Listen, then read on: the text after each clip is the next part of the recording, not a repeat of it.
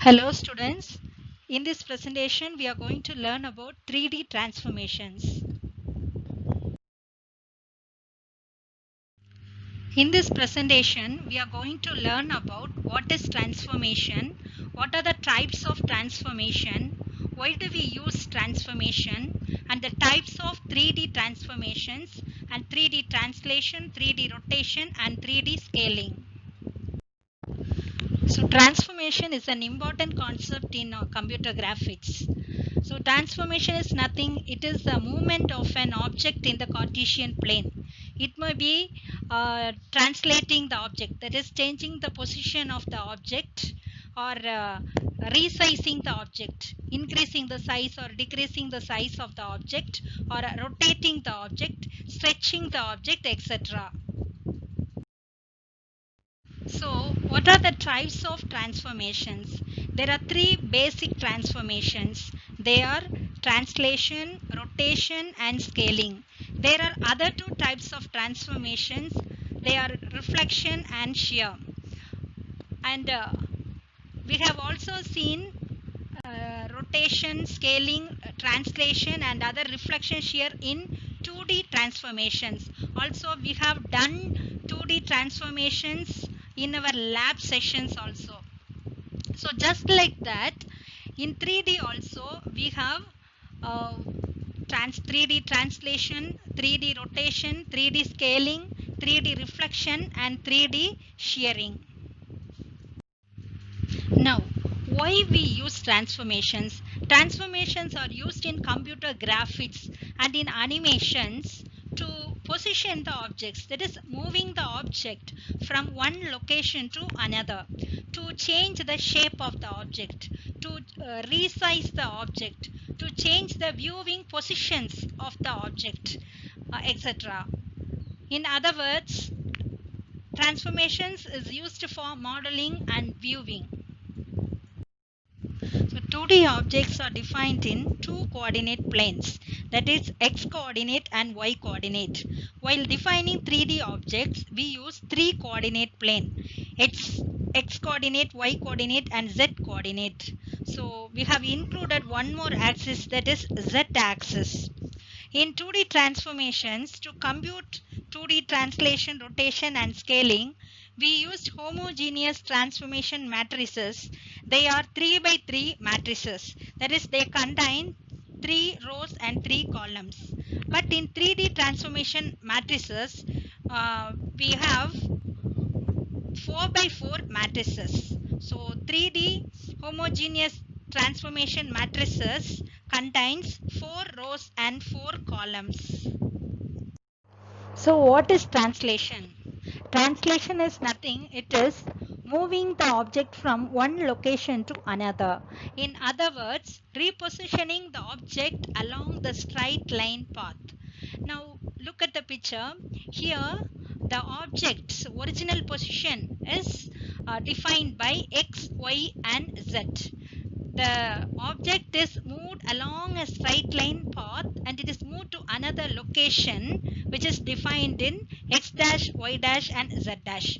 So this is called translation, that is moving the object along the straight line path from one location to another location is called translation. So the point x, y, z is moved to another position x dash, y dash, z dash. Now, so how do you calculate the new location, that is x dash, y dash, z dash? That is, each translation is defined by translation vectors, that is tx, ty. In 2 dimensions we have already seen the translation vectors tx, comma ty. But here we had the translation vector tx, ty, tz. So the formula is x dash is calculated as x dash is equal to x plus tx, y dash is equal to y plus ty, z dash is equal to z plus tz. So just to recall the formulas we used in our practical sessions. And here the homogeneous transformation matrix for 3D translation is given in this slide. have a look here. So it is very important to learn this transformation matrix.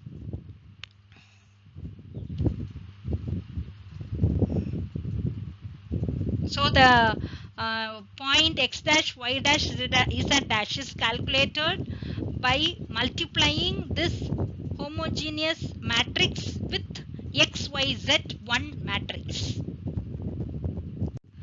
Here is an example given for 3D translation. And a jar is moved from one position to another position. So a point in this jar, take a point x, y, z in the jar, which is located in the original position. Now the jar is moved to another location. So the new point x dash, y dash, z dash is calculated using the formulas x dash is equal to x plus dx, y dash is equal to y plus dy, z dash is equal to z plus tz, where tx, ty, tz are translation distance for the coordinate direction x, y and z. 3D rotation. So 3D rotation is moving the object along the circular path is called 3D rotation. So here we have three types of rotation. Rotation along the z-axis, rotation along the y-axis and rotation along the x-axis. So we have equations for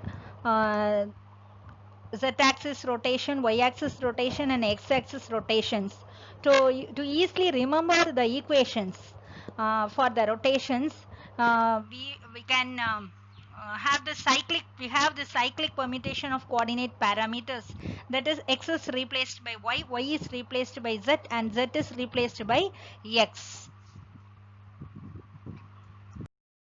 Z-axis rotation, that is rotation about the z-axis. So the rotation about the z-axis is identical to 2D rotation. So to perform rotation, we need the rotation angle theta.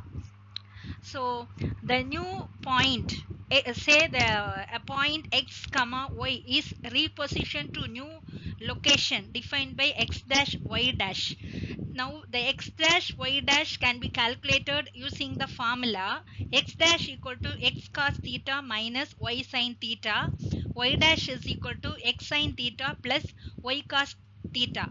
This is the way we calculate the location, that is new coordinate location in the case of 2D rotation.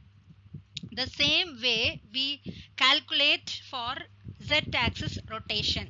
So we have one more coordinate z-axis. So here z dash is equal to z in the case of z-axis rotations. So we have the formulas x dash equal to, so we have three equations here, and the matrices, homogeneous matrices is defined here. Look at the matrix here given. So we need this, it is compulsory to learn this matrix, this homogeneous matrix for z-axis rotation. This is the transformation matrix. X-axis rotation, that is rotation about the x-axis. Now look at the figure. Look how the object is located along the circular path about the x-axis. So here also we have the equations, three equations and the homogeneous matrices. Y-axis rotation. So rotation about the y-axis. Now look at the figure how the object is rotated about the y-axis. Now here we have the equations to calculate the new coordinate points of the object and also the homogeneous matrices. Now these formulas can be easily remembered using the cyclic permutations we have in slide 10. 3D scaling. 3D scaling is nothing, resizing the size of the 3D object. that is increasing or decreasing the size of the 3D object. This is called 3D scaling. So look at the picture. There is a 3D object, and after scaling, the object has become that is the object is increased in size. So to calculate the new coordinate points x dash y dash z dash, they have defined a homogeneous matrix. Here we need the scaling factor, just like in translation we got translation vector tx ty tz. Here also we have scaling vector, that is sx sy and sz. So the new points are calculated as x dash is equal to x into sx, y dash is equal to y into sy, z dash is equal to z into sz. So 3D scaling formulas, you could recall the formulas we used in 2D scaling. So just like 2D scaling, in 3D scaling also we have the same formulas. X dash is equal to x into sx, y dash is equal to y into sy, z dash is equal to z into sz. In these presentations, we have seen 3D basic transformations, 3D translation, 3D scaling and 3D rotation. And this is a very important question in this unit. So prepare well. Thank you.